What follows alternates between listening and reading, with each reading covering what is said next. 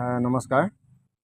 আমি ডিৰাগ চাৰিআলিৰ এই আশে পাশে থকা দোকানীসকলৰ আমি একগোট হৈ প্ৰায় 2006-7 চনৰ পৰা আমি বিশ্ব খনিকৰ শ্ৰী শ্ৰী বিশ্বকৰ্মাদেৱৰ এই পূজাভাগি আমি আয়োজন কৰি আহিছোঁ।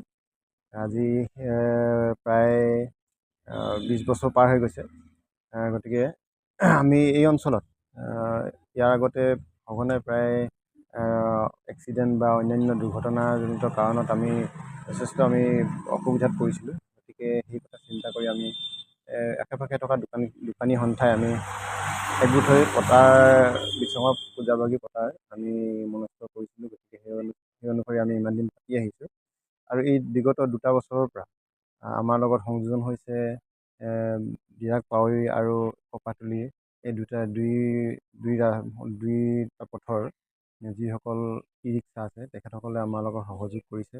তেখেতসকলৰ সহযোগত আমি আৰু এই পূজাভাগি আৰু সুন্দৰভাৱে যোৱা বছৰৰ পৰা পাতিবলৈ আমি সক্ষম হৈছোঁ। আজি সেই ঠিক তেনেধৰণে আমি পুৱা ভাগৰ পৰা আমি আয়োজন কৰিছোঁ দিনজোৰা কাৰ্যসূচীৰে।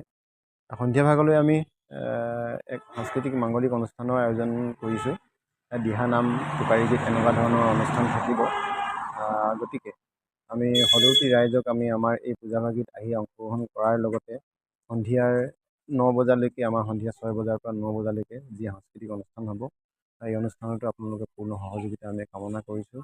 লগতে দিনৰ ভাগত চলি থকা পূজাত সকলোৰে অংশগ্ৰহণ কামনা কৰিছোঁ।